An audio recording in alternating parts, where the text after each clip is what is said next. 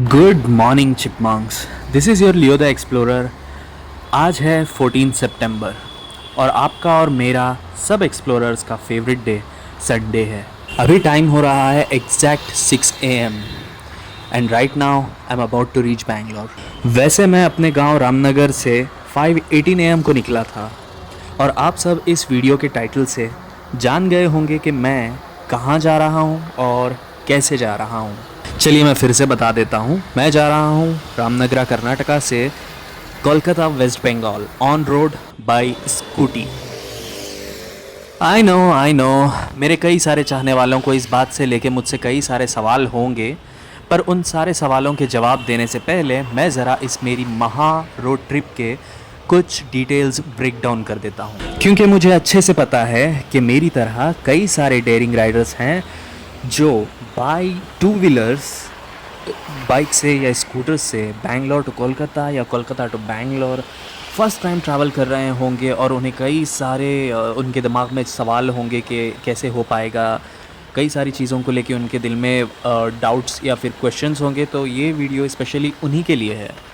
तो चलिए शुरू करते हैं। तो फर्स्ट पॉइंट, चाहे आप बैंगलोर से कोलकाता या कोलकाता से Bangalore by two wheeler on road travel कर रहे हैं तो आपको डिस्टेंस एक ही पड़ेगा, विच इज़ 1850 किलोमीटर्स। पर मेरी ये राइड 1896 किलोमीटर्स पड़ेगी, क्योंकि मैं बैंगलोर से नहीं रामनगर से स्टार्ट कर रहा हूँ, तो मुझे 46 किलोमीटर्स मेरे लिए एक्स्ट्रा पड़ जाएगा। तो सेकेंड इंपॉर्टेंट पॉइंट, मैं ट्रैवल कर रहा हूँ बाई स्कूटी। मेरी स्कूटी है डियो जो पर लीटर 50 किलोमीटर्स माइलेज देती है, तो मुझे कोलकाता पहुंचने तक लगभग 38 लीटर्स पेट्रोल लग जाएगा। अब आप भी अपनी व्हीकल की माइलेज के हिसाब से अपने पेट्रोल का खर्च का हिसाब लगा लीजिए। और अब बात करते हैं third but most important topic के बारे में, विच इज़ टाइम, कि टाइम कितना लगेगा। मैं अपनी ड्राइविंग कैपेसिटी के हिसाब से अपनी do per day 500 kilometres drive कर सकता हूँ। 500 kilometres per day on a good highway with good weather conditions drive करना मेरे लिए मॉडरेट है। और मैं मॉर्निंग 5 AM से इवनिंग 6 PM तक ही लास्ट ड्राइव करता हूँ, तो इस तरह से मुझे 3 नाइट्स एंड 3.5 डे लगेंगे कोलकाता पहुँचने में। चलिए रफली बता देता हूँ, 3 नाइट्स 4 डेज़। मतलब मैंने आज संडे को शुरू किया है अर्ली मॉर्निंग 5 AM से, तो वेडनेसडे के 2 PM तक मैं पहुँच जाऊँगा। तो इस तरह से आप भी कैलकुलेट कर लीजिए कि आप दिन में कितने किलोमीटर्स कवर कर सकते हैं और इस तरह से आप कितने दिनों में ये ट्रैवल जर्नी आप ख़त्म करेंगे, इस हिसाब से आप कैलकुलेट कर लीजिए। फ़िलहाल मैं रुका हूँ यहाँ पे और नज़ारों का मज़ा ले रहा हूँ।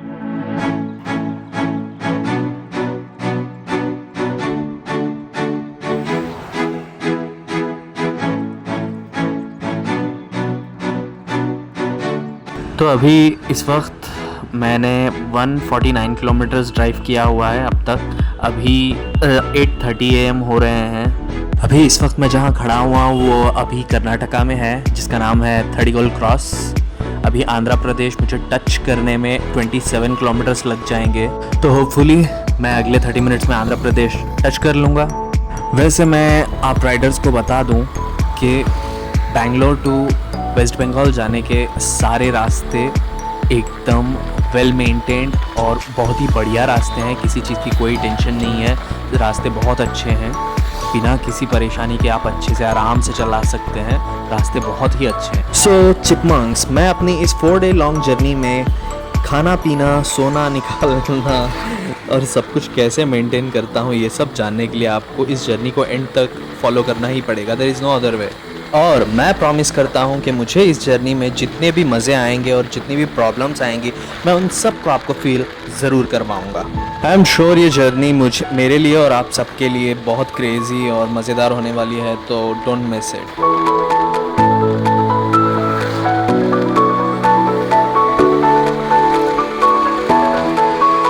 सो चिपमंक्स, मैं आपसे बात करते करते ऑलमोस्ट पहुँच चुका हूँ आंध्र प्रदेश की first city. When you enter Andhra Pradesh from Karnataka, it is called Madanapalle और इसको टोमेटो हब ऑफ इंडिया भी बोलते हैं।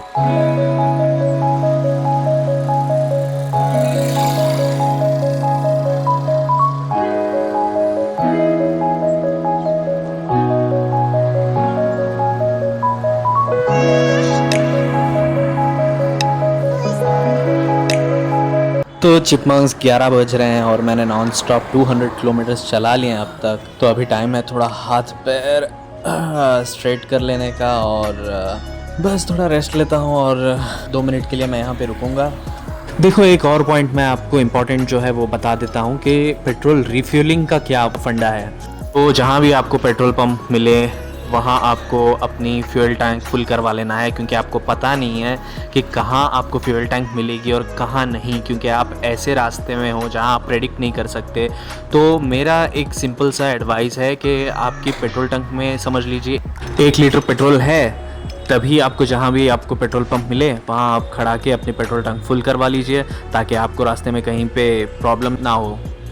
सो चिपमंक्स, इस 4 डे लॉन्ग जर्नी में आप मॉर्निंग टू इवनिंग 4 दिन कंटिन्यूस रास्ते पर धूल पोल्यूशन से फाइट करते हुए कंटिन्यूस ड्राइव कर रहे हो, तो आपका चेहरा जब निकलते वक्त रहेगा पहुंचने तक पूरा बदल जाएगा। आप खुद को पहचान नहीं पाओगे, आपके फ्रेंड्स और फैमिली जो भी होंगे वो आपको पहचान नहीं पाएंगे। इतने काले, इतने डस्ट हो जाएगा आपका फेस, और मेरा भी यही हाल होने वाला है। तो चलिए अब हम बात करते हैं मेरे उन चाहने वालों से जिनको मेरी इस जर्नी से लेके बहुत सारे सवाल हैं, जैसे कि मैं कलकत्ता क्यों जा रहा हूँ, अचानक से क्या प्लान हो गया, क्या बात है। सो मेरे इस जर्नी करने के रीज़न को समझाने के लिए मुझे अपने बहुत पीछे, मतलब बहुत पास्ट में, लाइक चाइल्डहुड से शुरू करना पड़ेगा। तो मैं बचपन से ही बहुत आर्टिस्टिक और क्रिएटिव बच्चा रहा हूँ, और शायद ही ऐसा कोई आर्ट फॉर्म होगा जो मैं नहीं कर सकता, जैसे कि painting, drawing, singing, story writing, acting, fashion, photography, videography, जैसे कि आप देख भी रहे हो, और भी न जाने क्या क्या। आप मुझे नेचुरली गिफ्टेड चाइल्ड भी कह सकते हैं, और मैं खुद को भी अनअपॉलोजेटिकली एक गिफ्टेड चाइल्ड मानता हूँ। हाँ, पर यह भी सच है कि मेरी फैमिली को मेरे टैलेंट की कदर नहीं है, और ना ही वो मुझे किसी टैलेंट फील्ड में ग्रो करते हुए देखना चाहते हैं। वो हर कॉमन इंसान की तरह मुझे भी एक कॉमन लाइफ जीते हुए देखना चाहते हैं, पर मुझे उनकी इस सोच से कोई प्रॉब्लम नहीं है, ना ही मुझे उनसे कोई शिकायत है, क्योंकि इंडिया और एशिया में हर माँ बाप, मैक्सिमम माँ बाप की ऐसी ही सोच होती है। और मेरी फैमिली इतनी भी वेल टू डू नहीं है, इतनी भी कैपेबल भी नहीं है कि वो मुझे किसी आर्ट फील्ड में ग्रो करने के लिए किसी भी तरीके की हेल्प कर सकें। ठीक है, सबका नसीब अच्छा नहीं होता, कई सारे लोगों को अपना नसीब खुद से अच्छा करना पड़ता है। तो जैसे कि मैंने बोला कि मैं बचपन से ही आर्टिस्टिक और क्रिएटिव बच्चा हूँ, तो मेरे अंदर ही वो आर्टिस्टिक कीड़ा है जो मुझे किसी भी तरीके के कॉमन काम करने में मन लगने नहीं देता है। मैंने अपनी तरीके से अब तक अपनी लाइफ में हर तरीके के जॉब्स किए, बहुत कुछ किया, सब कुछ किया। ऐसा नहीं है कि मैं कर नहीं सकता दूसरा कुछ, मैंने बहुत कुछ किया है, पर मेरे अंदर जो एक वो आर्टिस्ट है, वो मुझे, जो मेरे अंदर ड्रीम्स हैं, जो मेरे गोल्स हैं, वो मुझे कभी सेटिस्फाइड होने नहीं दिए लाइफ से। नॉर्मल लाइफ से मुझे कभी सेटिस्फैक्शन नहीं मिली, नॉर्मल जॉब से मुझे कभी सेटिस्फैक्शन नहीं मिला। तो इसलिए मैं फाइनली निकल पड़ा हूँ अपनी ड्रीम्स को पूरा करने के लिए, अपने गोल्स को पूरा करने के लिए। और अब आप सोच रहे होंगे कि why Calcutta for achieving your goals, for achieving your dreams. मैं एक फिल्म मेकर बनना चाहता हूँ, क्योंकि मुझे लगता है फिल्म ही एक ऐसा मीडियम है जहाँ मैं अपने हर आर्ट फॉर्म को इस्तेमाल कर सकता हूँ। एक फिल्म के अंदर मैं अपने सारे आर्ट फॉर्म्स को यूज़ करके एक फ़िल्म बना सकता हूँ। तो मुझे एक फ़िल्म मेकर बनने के लिए बेसिकली फ़िल्म की पढ़ाई करनी पड़ेगी, जिसके लिए मैं कलकत्ता जा रहा हूँ। वहाँ पे सत्यजीत रे फिल्म इंस्टीट्यूट है, जो हमारे इंडिया की नामी ग्रामी और वेरी फेमस इंस्टीट्यूट है। और आप पूछ रहे होंगे कि अगर फिल्म इंस्टीट्यूट की पढ़ाई करना है तो कलकत्ता ही क्यों, और सत्यजीत रे फिल्म इंस्टीट्यूट ही क्यों। Compare to any other film institute in India, Satyajit Ray film institute की जो फीस है बहुत ही कम है। और जैसे कि मैंने आपको पहले ही बताया कि मेरी फैमिली इतनी वेल टू डू नहीं है, और ना ही मुझे ऐसा कोई सपोर्ट सिस्टम है जो मुझे अपने आर्ट फील्ड में ग्रो करने के लिए, अपने आप को कुछ बनाने के लिए सपोर्ट करने वाला कोई नहीं है। तो मुझे खुद से अपने आप को सपोर्ट करना पड़ेगा। तो इसके लिए मुझे लगता है सत्यजीत रे फिल्म इंस्टीट्यूट एकदम सही है।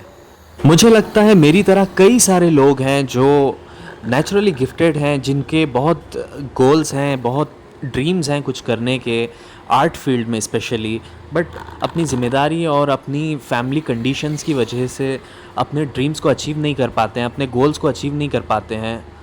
तो मुझे लगता है वो लोग मुझे बहुत अच्छे से समझ पाएंगे, वो लोग मुझसे बहुत अच्छे से रिलेट कर पाएंगे। अगर आप में से कोई ऐसा है और आपके भी ऐसे अनफुलफिल्ड ड्रीम्स हैं तो प्लीज़ मुझे कमेंट में ज़रूर बताइएगा। सो चिपमंक्स, यही थी मेरी कहानी और यही है मेरा रीज़न कलकत्ता जाने का। एंड आगे जो भी जर्नी होगी, जर्नी में जो भी होगा उसे मैं आपके साथ शेयर करता रहूँगा, आपको दिखाता रहूँगा। मेरी इस जर्नी के मज़े लेने के लिए आपको मेरी इस जर्नी को फॉलो करना पड़ेगा। तो अभी मैं रुका हूँ एक खूबसूरत सिनेरियो देखने के लिए, क्योंकि ऐसे नज़ारे ना बार बार मिलते नहीं हैं। जब मिले उन्हें जी भर के रुक कर देख लेना चाहिए, जी भर के फ़ील कर लेना चाहिए। तो मैं यहाँ रुका हूँ, ये मोस्टली आंध्रा है और मेरा सारा रास्ता बहुत खूबसूरत व्यू से भरा हुआ है और मैं इन्हें मिस नहीं कर सकता। तो मैं अपना स्कूटी यहाँ पे रोक कर मैं इन नज़ारों का जी भर के मज़ा ले रहा हूँ।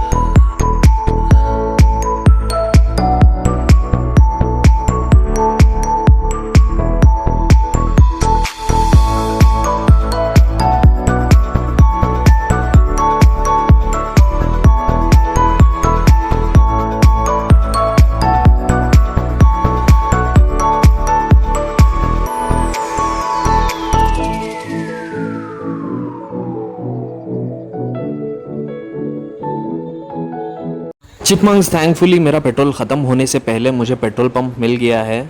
अभी 4:15 हुए हैं। थैंकफुली मुझे पेट्रोल पंप मिल गया और मैं पेट्रोल भरवा के निकलूँगा आगे। सो चिपमंक्स, जैसे कि मैंने बोला था कि 6 PM तक ही मैं गाड़ी चलाऊँगा, पर एक्चुअली अभी 5 बज रहे हैं और मैं ऑलमोस्ट 500 किलोमीटर्स पार कर चुका हूँ। पर अनफॉर्चुनेटली बरसात आ गई है तो मुझे यहाँ पे रुकना पड़ा। थैंकफुली जहाँ पे बरसात स्टार्ट हुई और जहाँ मैंने रोकना था वहीं पे एक टेंपल मिल गई मुझे, और जिसका इतना अच्छा सा बड़ा सा शेड है जहाँ मैं आराम से बिना भीगे, बिना किसी टेंशन के वेट कर सकता हूँ जब तक बरसात जाए तब तक भी। और जैसे ही बरसात रुकेगा अब मुझे एक ही काम करना है, जैसे तैसे कोई भी एक होटल देखना है जहाँ पे मैं अपनी रात अच्छे से गुजार सकूँ और कल के लिए अपनी पूरी जो भी आज की थकान है उसे मिटाकर कल के लिए एकदम से फ्रेश रेडी हो जाऊं।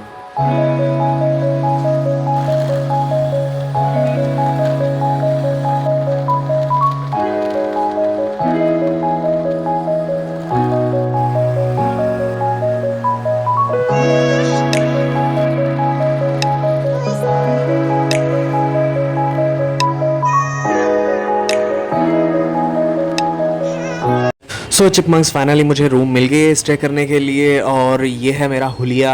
मैं पूरा काला कौवा हो गया हूँ। खैर वॉट एवर इट इज़, ऐसे ट्रैवल में ना ऐसी सब चीज़ों का इतना ख्याल नहीं करना चाहिए। और थैंकफुली मुझे ऐसी जगह रूम मिली है जहाँ पे डिनर करने के लिए मुझे अच्छी खासी होटल भी है और स्टे करने के लिए उसी होटल के ऊपर रूम्स भी हैं। मैंने अपना सामान रख दिया है रूम में और नीचे आ गया हूँ डिनर करने के लिए। देखते हैं यहाँ पे क्या मिलेगा। इस होटल में तो पता नहीं क्या है, बट यहाँ पे सामने एक स्टॉल लगा है रोड पे, और ये जो स्टॉल लगाए हुए हैं ये होटल जो है, बिल्डिंग जो है ये उन्हीं की है। तो मैंने रोटी जो भी मिला अच्छा ही था, बहुत अच्छा था फूड, मैंने खा लिया है, मेरा पेट भरा हुआ है। अभी मैं जा रहा हूँ सोने। रूम भी काफ़ी अच्छी है, मैं आपको रूम भी दिखा देता हूँ। ये ना सिंपल सी है, ऐसा कुछ लैविश या फिर लग्जूरियस नहीं है। देखो ऐसे ट्रैवल में बजट ट्रैवलर्स के लिए सिंपल सा एक रूम जो भी मिल जाए सोने के लिए, जहाँ पे क्लीन हो और सेफ़ हो, इतना इतना ज़्यादा ज़रूरी है। इससे ज़्यादा और कुछ ज़रूरी नहीं है। और मैं वैसे भी एक लड़का अकेला, तो क्या ही इतना लग्जूरियस, मतलब जो भी इतना कंफर्टेबल, ज़्यादा कंफर्टेबल और ज़्यादा बजट वाली रूम मुझे नहीं चाहिए। क्लीन है, सेफ़ है, इतना काफ़ी है। तो रूम देख के लग रहा है मेरी रात अच्छी कटने वाली है, आई होप। सो मैंने आज टोटल ड्राइव किया है 568 किलोमीटर्स। अभी मुझे चलाना है 1328 किलोमीटर्स, जिसके लिए मुझे बहुत सारी एनर्जी चाहिए और उस एनर्जी के लिए मुझे अच्छे से रेस्ट करना है। तो मिलते हैं कल सुबह अगले व्लॉग में। अगर आप लोगों को ये व्लॉग अच्छा लगा हो तो प्लीज़ लाइक कर देना और प्लीज़ सब्सक्राइब भी कर देना। Tata, good night.